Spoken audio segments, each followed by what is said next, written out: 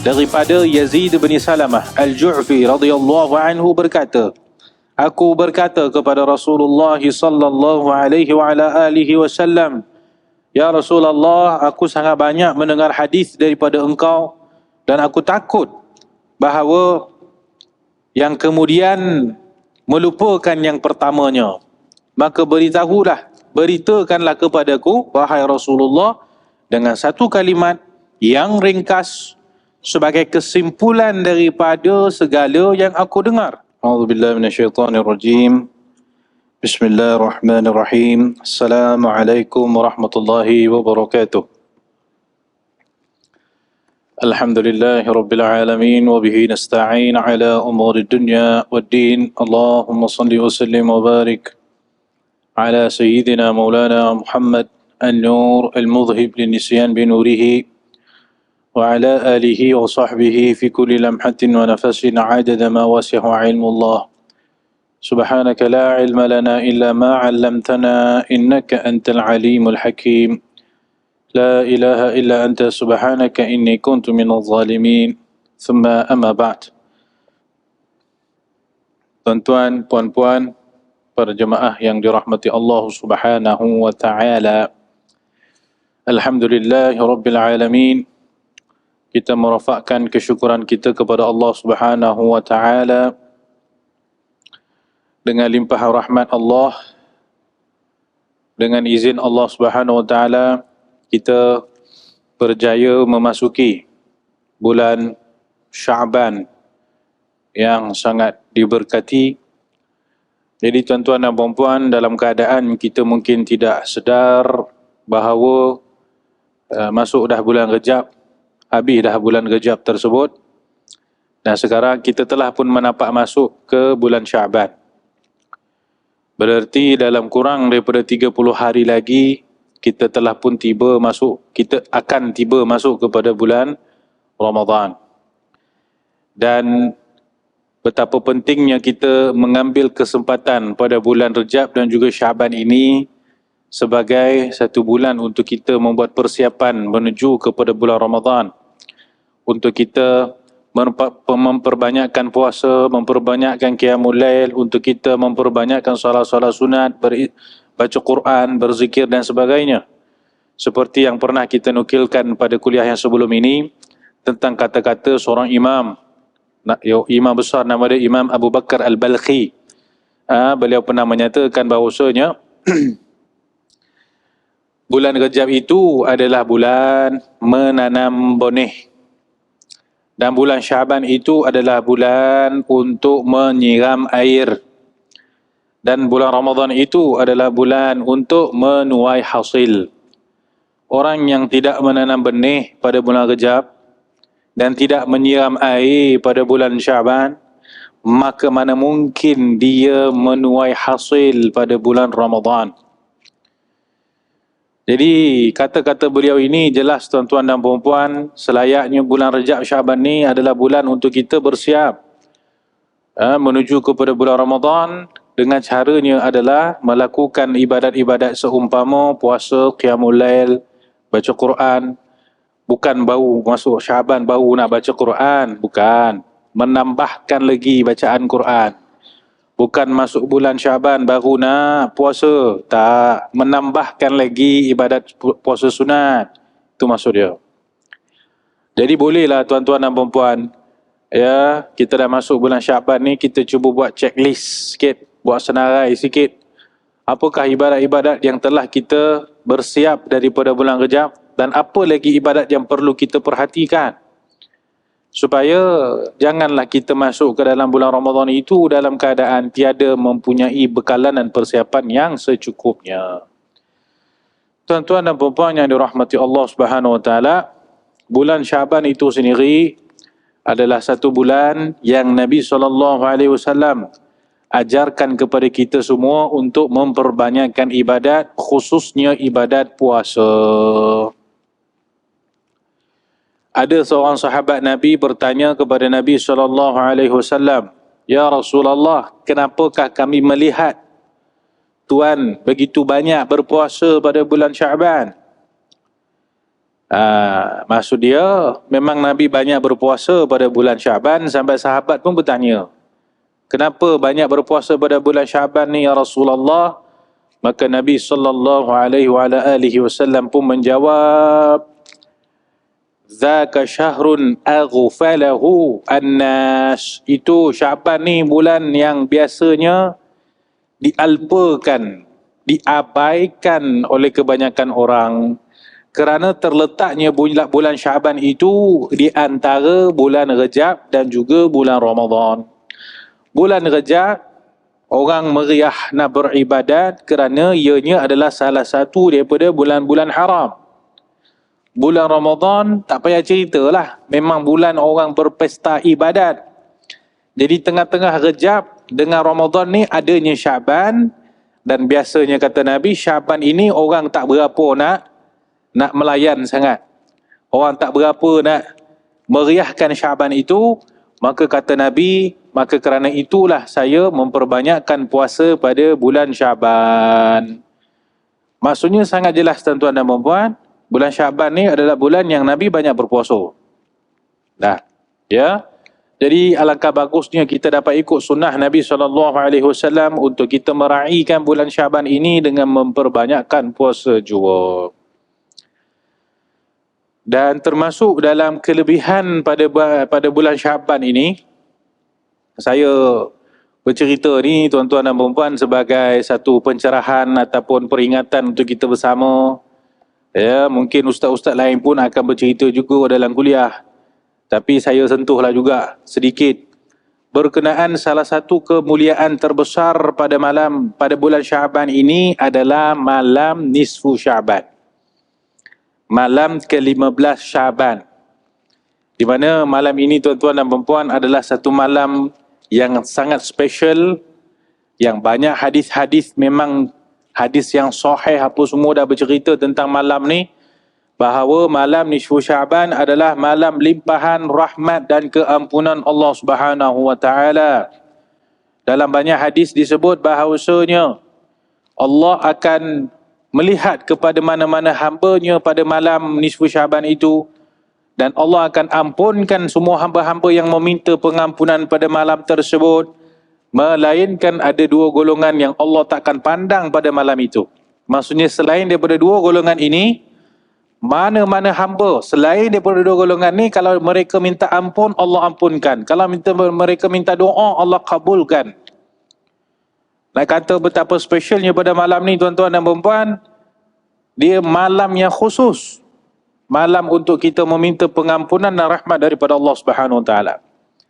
Siapa dua golongan yang dalam hadis disebut pada malam nisfu Syaban pun Allah takkan pandang dia? Ada dua golongan. Pertama, golongan musyrik, orang-orang yang mensyirikkan Allah Subhanahu wa taala. Yang kedua adalah golongan yang memutuskan tali silaturrahim. Orang-orang yang memutuskan tali silaturrahim dengan orang lain. Maka ini adalah satu golongan yang Allah takkan ampun walaupun pada malam nisfu Syaban yang begitu special, yang orang lain semua Allah ampunkan dia. Orang lain semua dapat pengampunan daripada Allah, melainkan orang yang musyrik.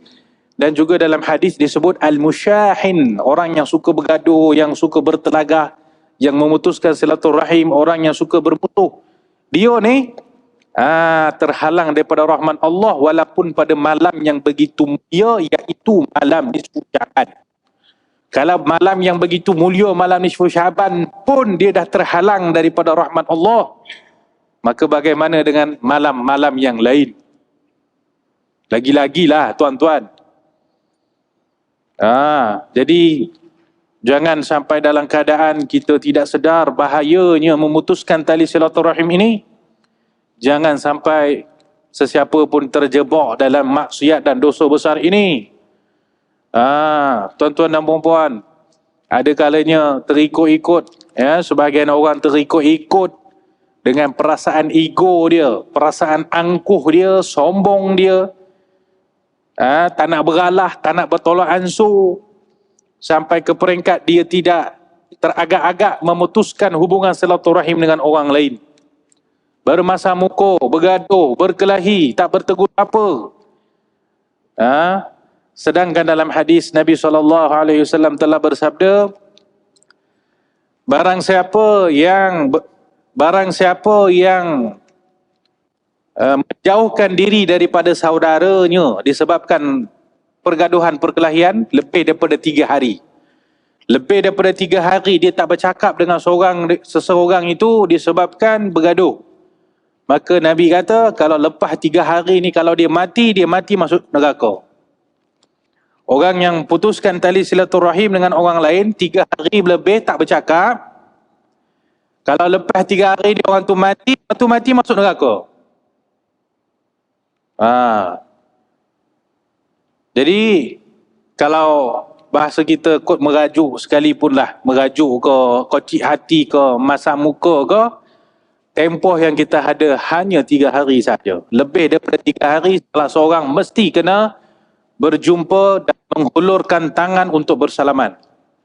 Jangan sampai ada orang yang memutuskan tali silaturahim bermasa muka apa semua ni lebih daripada 3 hari, dikhawatiri kalau salah seorang daripada dua ini meninggal, maka Nabi kata dia masuk neraka. Wal'iyazubillah. Jadi tuan-tuan dan puan-puan, memutuskan hubungan silaturahim ini perkara yang sangat berat. Cuba kita tengok pertama diri kita sendirilah. Adakah di sana sesiapa yang pernah kita putuskan hubungan silaturahim? Zaman yang kita berada pada saat ini adalah zaman yang cukup pelik dan ajaib, tuan-tuan.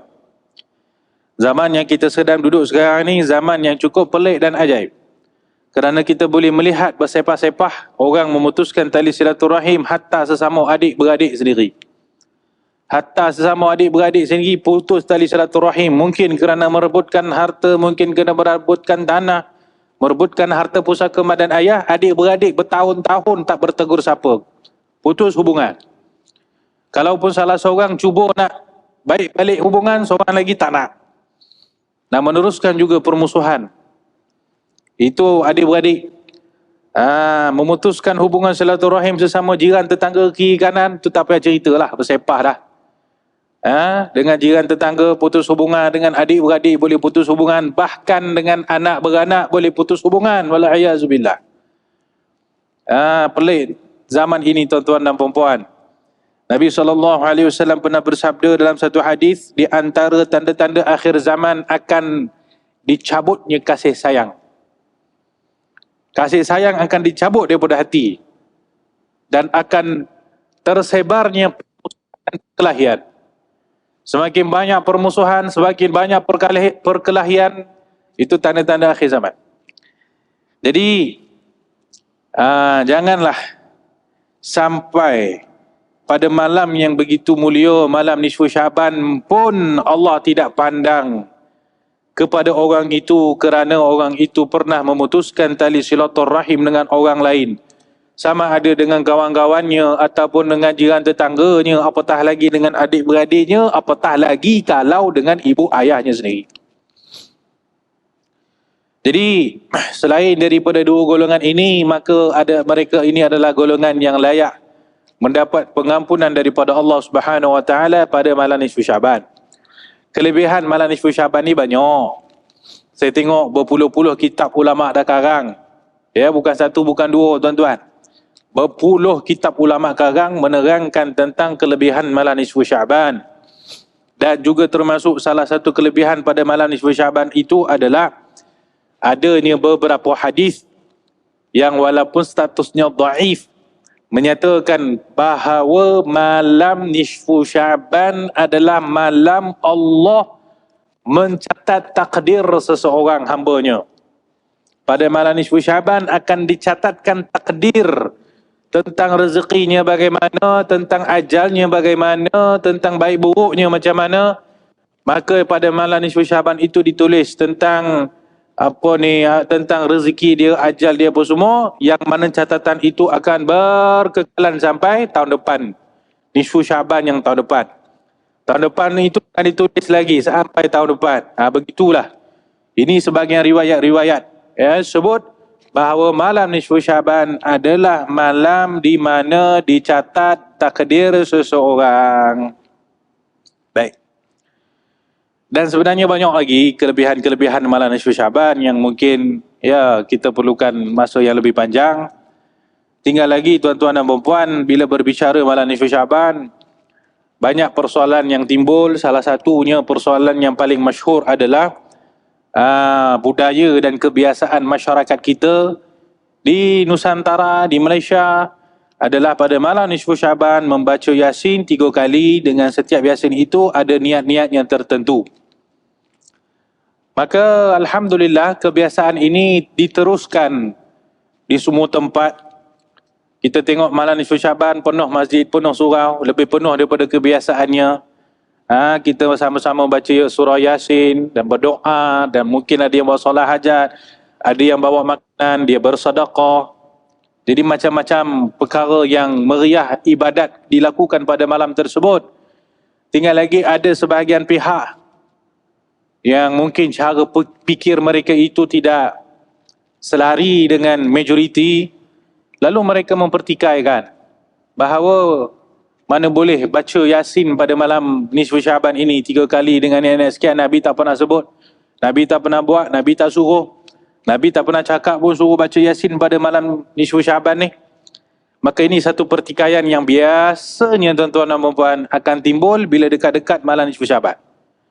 Dekat-dekat Syaban, malam nisfu Syaban.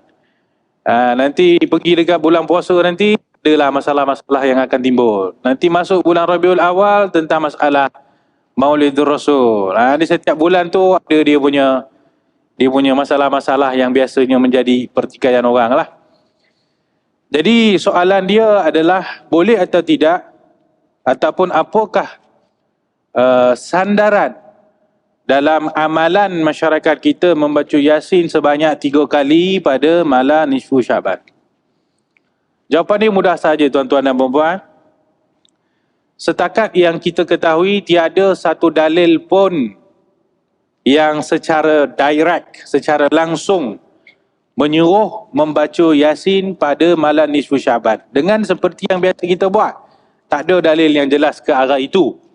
Tinggal lagi para ulama menyatakan, apabila pada malam nisfu Syaban itu kita tahu bahawasanya ditetapkan ajal, ditetapkan rezeki, ditetapkan takdir Allah, maka pada malam itu sepatutnya kita bermunajat kepada Allah. Kita meminta kepada Allah supaya Allah takdirkan apa yang elok.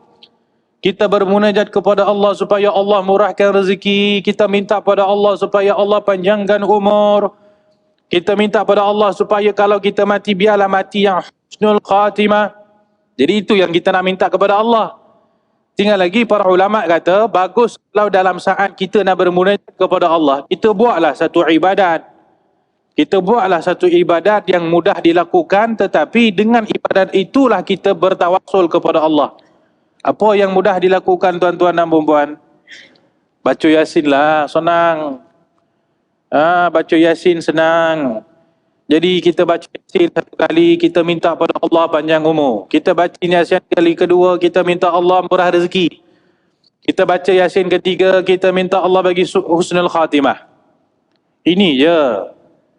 Ibadat itu tally lah dengan hadis-hadis yang menyebut yang pada malam itu akan ditetapkan takdir oleh Allah Subhanahu Wa Taala. Kalau ada orang kata tak apalah saya tak nak baca Yasin, tak apa, tak ada masalah. Pergilah baca surah Baqarah, okey je. Pergi baca surah Baqarah yang berapa muka surat? 50 muka surat tu, baca. Tapi kalau baca Yasin 5 muka surat pun dah tercungap-cungap. Baca Yasin yang 5 muka surat pun tercungap-cungap, mana nak baca Baqarah 50 muka surat tuan-tuan. Jadi tak adalah semestinya kena baca surah Yasin. Nak baca surah lain terpulang. Tinggal lagi mudahnya bacalah surah Yasin itu. Kerana di antara fadilat kelebihan surah Yasin itu juga adalah dengan surah Yasin itu Allah akan kabulkan hajat-hajat. Jadi pada malam nisfu Syaban, malam yang ditetapkan takdir oleh Allah Subhanahu Wa Taala, kita membaca surah Yasin dengan niat semoga dengan keberkatan surah Yasin tersebut Allah kabulkan doa-doa pada malam tersebut. Jadi tak ada apa masalah tuan-tuan. Tak ada apa masalah. Ya, nak baca Yasin silakan. Bahkan lebih daripada baca Yasin tu lagi kita kena buat. Kalau boleh buat solat tasbih pada malam tersebut, buat solat tasbih. Kalau boleh bersedekah pada malam tersebut, bersedekahlah. Semoga dengan sedekah tu tadi Allah Ta'ala jauhkan musibah bala malapetaka sepanjang tahun sampai nisfu Syaban tahun depan. Nak buat solat hajat, silakan buat solat hajat. Minta Allah Ta'ala bagi murah rezeki, minta Allah Ta'ala panjangkan umur. Buatlah apa nak buat.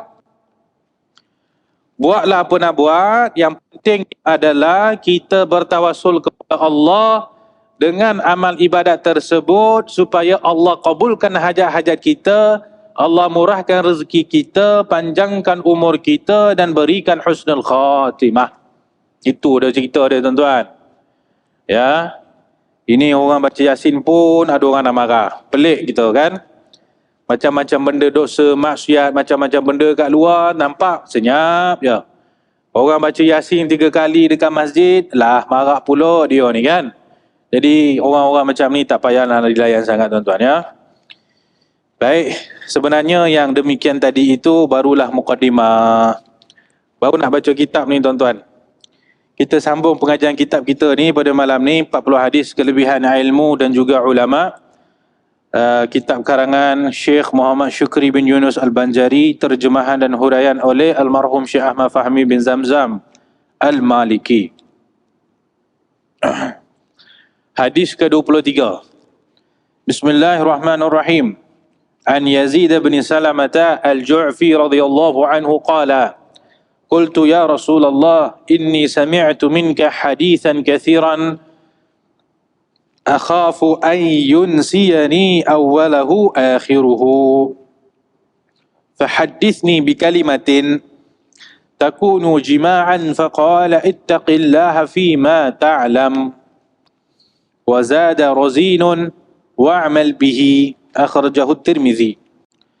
Daripada Yazid bin Salamah Al-Ju'fi radhiyallahu anhu berkata, aku berkata kepada Rasulullah sallallahu alaihi wa ala alihi wasallam, ya Rasulullah, aku sangat banyak mendengar hadis daripada engkau dan aku takut bahawa yang kemudian melupakan yang pertamanya.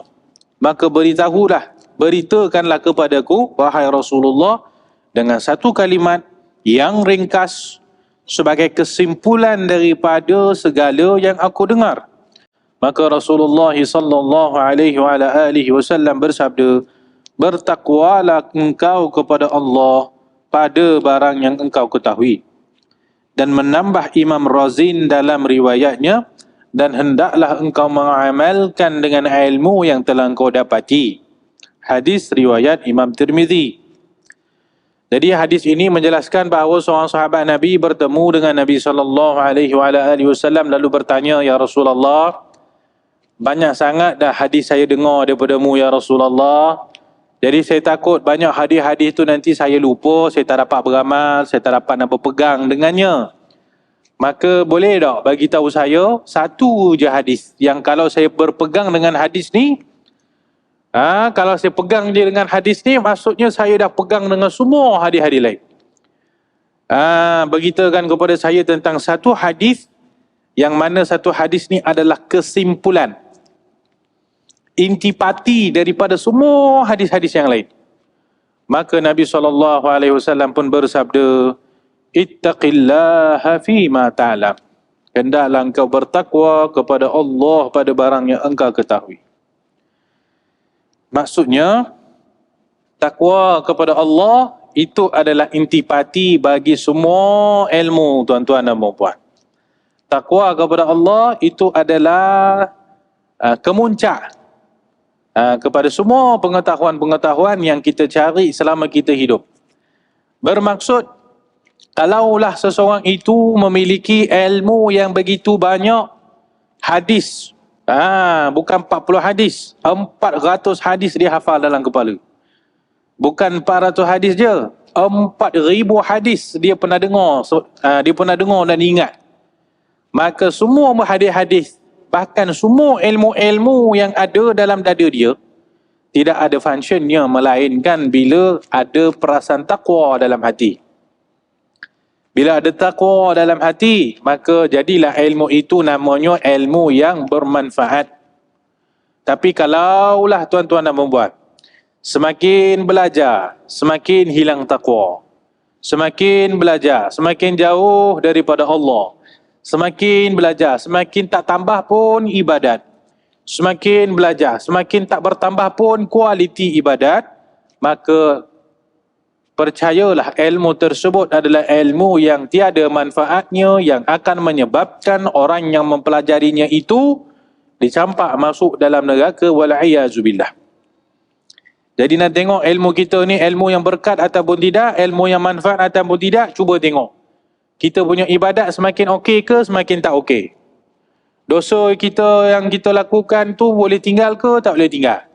Kelalaian kita itu semakin banyak ke semakin sikit. Tu.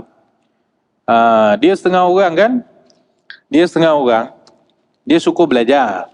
Dia nak belajar, tu nak belajar, ni nak belajar apa semua.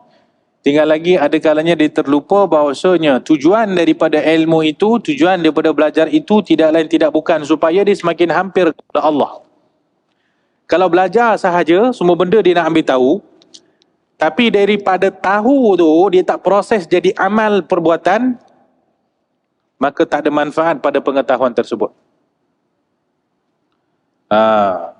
Jadi semakin bertambah ilmu, sepatutnya semakin bertambah rasa takut kita kepada Allah. Semakin membawa diri kita ni semakin dekat kepada Allah. Semakin kita berilmu, semakin banyak ibadat kita.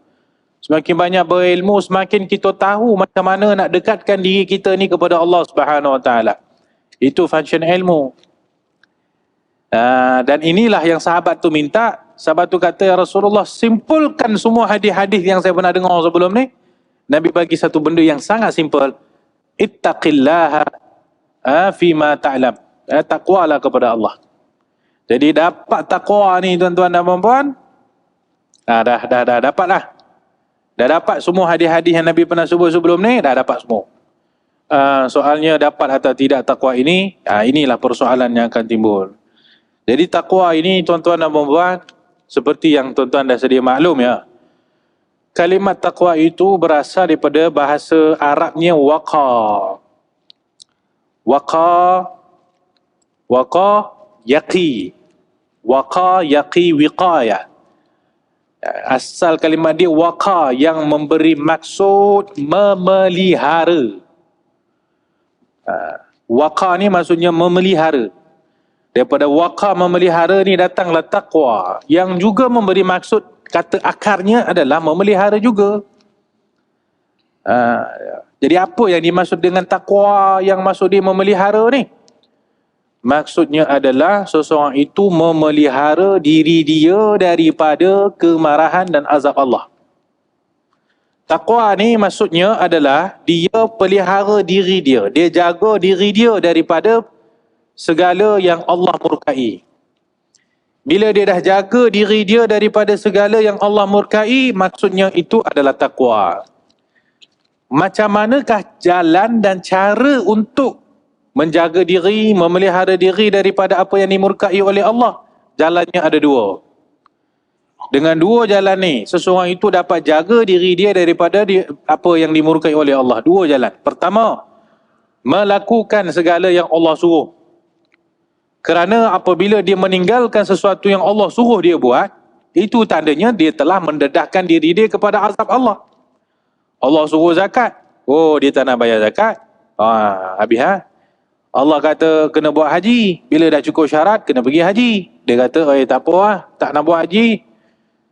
Allah suruh, dia tak nak buat. Allah suruh sembahyang, dia tak sembahyang. Allah suruh puasa, dia tak puasa. Maka apabila dia meninggalkan sesuatu yang Allah suruh, di situ dia telah membuka pintu untuk diri dia diazab oleh Allah.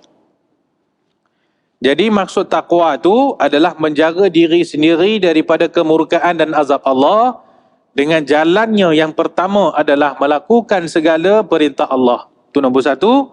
Nombor dua adalah dengan jalannya adalah meninggalkan segala larangan Allah. Kerana apabila dia melanggar larangan Allah, maksudnya dia telah mendedahkan diri dia kepada azab.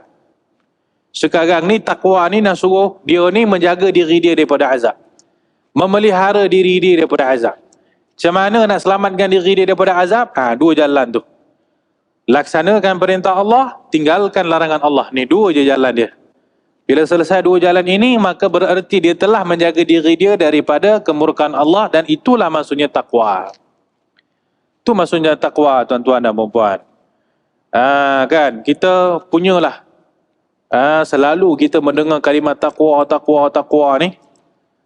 Mungkin kita tidak mendengar apakah maksud daripada sebalik kalimat takwa tu maksudnya apa. Takwa ni maksudnya memelihara diri, ya. Jadi untuk kita mendapat takwa kepada Allah ini, sebenarnya kita memerlukan juga kepada ilmu.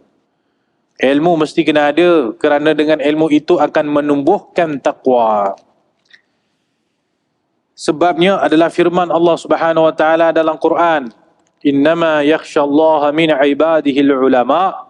Sesungguhnya yang takut kepada Allah hanyalah orang-orang yang alim, yang memiliki ilmu pengetahuan. Para ulama, maksudnya orang yang memiliki ilmu, orang yang ada ilmu tentang Allah, maka dia ni yang akan kenal Allah, yang dia sahaja yang boleh takut kepada Allah. Kalau kenal Allah pun tidak, mana mungkin dalam hati itu ada perasaan takut kepada Allah. Kalau seseorang itu tidak kenal Allah, tidak kenal azab Allah, tidak kenal hukuman-hukuman yang Allah Ta'ala dah siapkan, dia tak pernah tahu tentang azab api neraka dan sebagainya, maka pastinya tiada yang akan menghalang dia daripada dia terjebak dalam dosa dan juga maksiat. Tapi bila ilmu tentang Allah tu ada, dia takut dengan azab pada hari akhirat, dia takut dengan balasan daripada Allah Subhanahu wa taala di dunia akhirat, dia takut dengan azab api neraka, maka itu sahaja yang akan menahan diri dia daripada melakukan dosa dan juga maksiat. Perkara ini sangat jelas, tuan-tuan dan puan-puan. Kalau hilang saja perasaan takut pada Allah ni, semua daripada kita ini mungkin kita akan langgar saja larangan-larangan Allah. Yang menahan diri kita ni daripada langgar larangan Allah ini hanyalah ada sedikit rasa takut kepada Allah, takut pada hari akhirat. Kod hilang rasa takut tu kan, habis. Sebab itu tuan-tuan dan puan-puan, penting untuk seseorang itu mencari ilmu yang boleh membawa diri dia merasa takut, merasa gerun dengan Allah Subhanahu wa taala. Ilmu yang boleh bawa dia kenal kepada Allah Subhanahu wa taala. Ilmu yang boleh membimbing dia semakin dia rasa kasih dan sayang kepada Allah Subhanahu wa taala. Ilmu ni yang paling penting. Kerana bila ada ilmu ini, maka ilmu ni lah yang akan membawa seseorang itu kepada takwa. Takwa yang sebenarnya adalah kesimpulan daripada segala ajaran-ajaran dalam Islam. Jadi untuk mendapatkan takwa perlu ada ilmu. Ilmu yang macam mana perlu ada? Itulah ilmu yang selalu kita sebut, tuan-tuan dan puan-puan, ilmu fardu ain.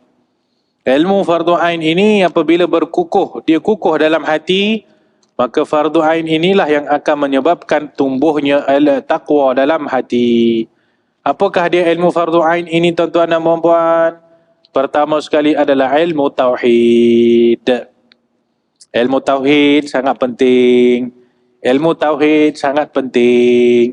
Zaman sekarang kalau tak ada ilmu tauhid, dengan mudah boleh tersesat. Kita baru kan habis musim Isra Mi'raj. Di mana-mana kita dengar ceramah ceramah tentang Isra Mi'raj. Tapi musim Isra Mi'raj ni kan adalah satu musim yang ramai orang boleh tersesat akidah dia, tuan-tuan. Cuba bayangkan musim Isra Mi'raj ni, musim orang punya akidah boleh punah ranah. Macam mana pula tu? Apa pula kaitan Isra Mi'raj dengan tauhid dengan akidah ni? Oh, besar perkaitan dia. Besar perkaitan Isra Mi'raj dengan tauhid dengan akidah Ahli Sunnah wal Jamaah. Sebahagian orang mereka menyatakan kerana Nabi SAW bertemu dengan Allah Subhanahu Wa Taala pada malam Isra Mi'raj di mana? Di langit. Maka itu disimpulkan bahawa Allah Subhanahu Wa Taala itu bertempat dan tempat Allah itu di langit. Ini kesimpulan yang sebahagian orang akan buat, dan kesimpulan ini tuan-tuan dan puan-puan sangatlah tersasar daripada akidah Ahlussunnah wal Jamaah. Ya. Siapa yang berpemikiran seperti tadi, oh Nabi berisra Mi'raj ke langit, jadi Allah ada ke langit, maka dia memang kena belajar ilmu tauhid. Sebab Ahlussunnah wal Jamaah dengan tegas telah menyatakan bahawasanya Allah Subhanahu Wa Taala mesti suci daripada segala sifat-sifat makhluk. Kerana dalam Quran Allah Taala sebut laisa kamitslihi syai', tiada satu pun yang sama dengan Allah. Maka mana mungkin Allah ada sifat-sifat yang sama dengan makhluk. Dan mempunyai tempat itu adalah sifat-sifat makhluk. Tuan-tuan, puan-puan, sekarang ada tempat. Tempat ni ada kat masjid, dalam masjid. Tempat tuan-tuan atas lantai, bawah bumbung. Tempat saya atas kerusi. Semua daripada kita ni ada tempat sebab apa? Sebab kita ni makhluk. Kita ada berat badan, kita ada bentuk, kita ada rupa, kita ada jisim. Maka adalah tempat untuk kita. Kalaulah seseorang itu menyatakan Allah pun ada tempat dan tempat Allah itu di langit, maksudnya indirectly dia telah menyatakan Allah ada jisim, Allah ada anggota badan, Allah ada rupa, Allah ada bentuk, Allah ada ni. Semua dah habis dah. Ke peringkat mungkin seseorang itu dah dia membayangkan Allah itu dengan macam-macam rupa.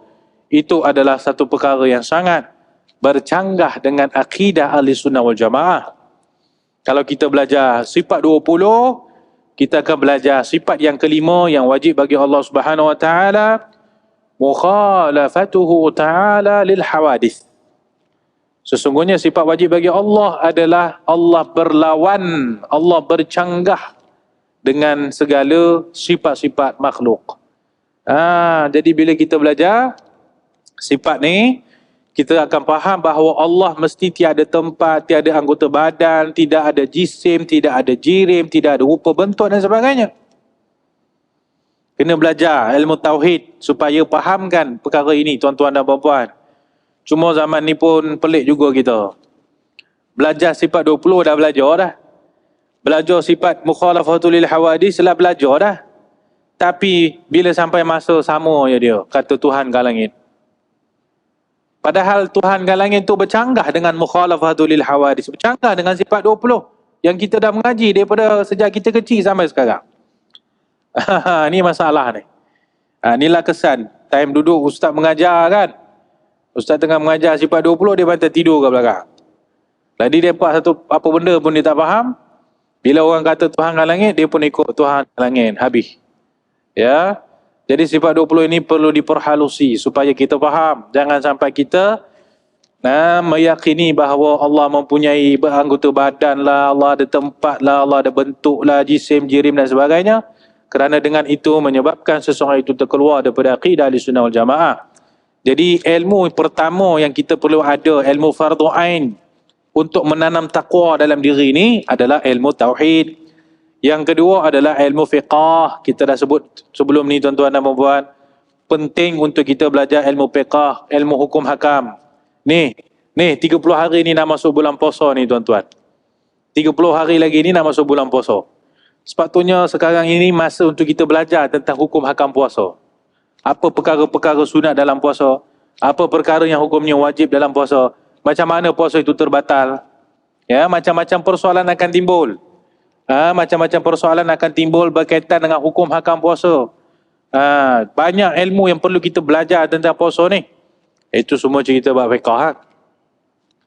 Ada pun ilmu yang ketiga yang termasuk ilmu fardhu ain yang wajib dipelajari, itu adalah ilmu tasawuf. Ilmu tasawuf untuk menjaga hati, untuk membersihkan hati daripada penyakit-penyakit hati. Kerana hati itu mesti perlu dijaga. Tempat hati ni tempat penyakit-penyakit semua akan masuk kat situ. Hati ni tempat perhatian penyakit-penyakit riya, sum'ah, takabur, hasad dengki, sangka buruk dengan Allah, pandang rendah dengan sesama manusia. Semua penyakit yang akan pergi masuk duduk dalam hati.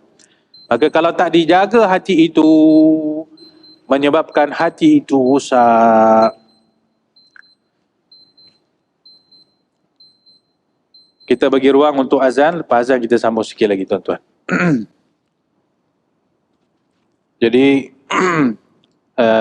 termasuk di dalam ilmu fardu ain yang wajib dimiliki untuk kita ini mendapatkan taqwa, itu adalah ilmu tasawuf.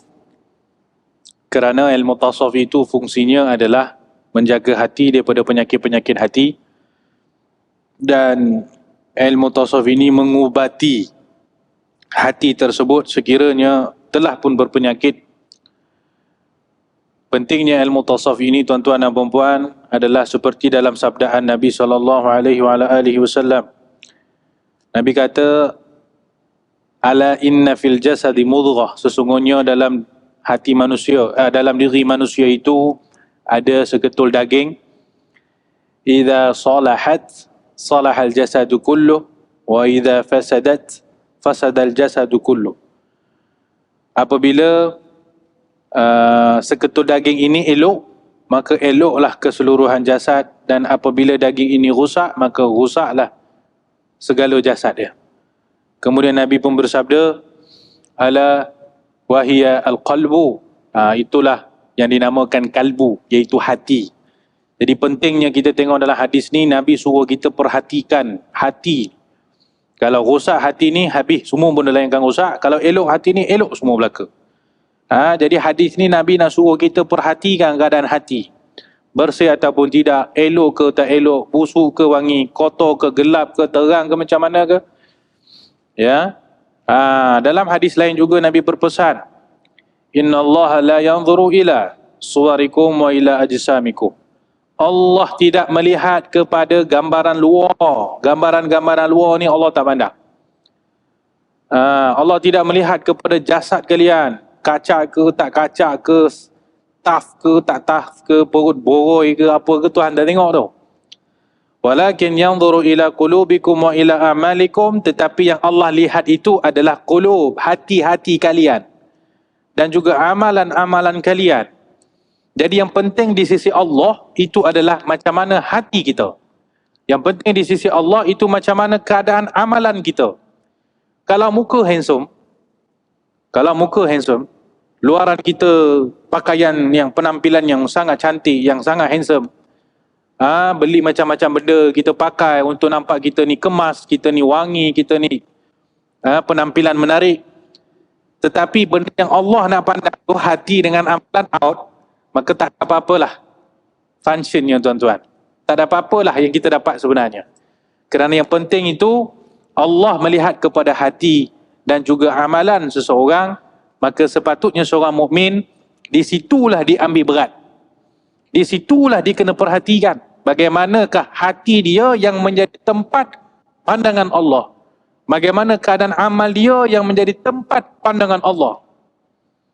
Tapi sangatlah sayang, 1000 kali sayang, kalaulah yang menjadi perhatian seseorang itu sekadar yang zahir, padahal benda itu tak dipandang oleh Allah, dan orang itu mengabaikan yang batin, padahal itu yang dipandang oleh Allah. Kat sinilah pentingnya mempelajari ilmu tasawuf, kerana dialah yang mengajarkan kepada kita bagaimana nak menjaga batin. Jadi tuan-tuan dan puan-puan, dengan 3 ilmu tadi itulah, ilmu tauhid, ilmu fiqh, ilmu tasawuf, seseorang itu dapat menanam benih-benih taqwa dalam hati dia. Dengan ilmu tu tadi, ditambah dengan amalnya, amalan-amalan sunatnya, kesungguhan dia dalam beribadat kepada Allah, maka dia akan menjadi insan bertakwa. Jadi tuan-tuan dan puan-puan, itulah ya sedikit sebanyak ulasan daripada hadis yang kita bacakan sebentar tadi. Mudah-mudahan Allah Subhanahu Wa Taala taufikkan kita untuk beramal dengan hadis tersebut. Mudah-mudahan Allah Subhanahu Wa Taala membimbing kita semua untuk menjadi hamba-Nya yang bertakwa. Bismillahirrahmanirrahim. Alhamdulillahirabbil alamin. Allahumma anfa'na bima 'allamtana wa 'allimna bima yanfa'una wa zidna 'ilman wa 'amalan ya arhamar rahimin. Allahumma ati nufusana taqwaha wa zakkiha anta khairu man zakkaha anta waliyuha maulaha. Allahumma nawwir qulubana binuri hidayatik kama nawwartal arda binuri syamsika ya arhamar rahimin. Allahumma barik lana fi Rajab wa Sya'ban wa ballighna Ramadan. Wa sallallahu wasallam ala sayyidina Maulana Muhammadin wa ala alihi wa sahbihi ajma'in. Walhamdulillahi rabbil alamin. Assalamualaikum warahmatullahi wabarakatuh.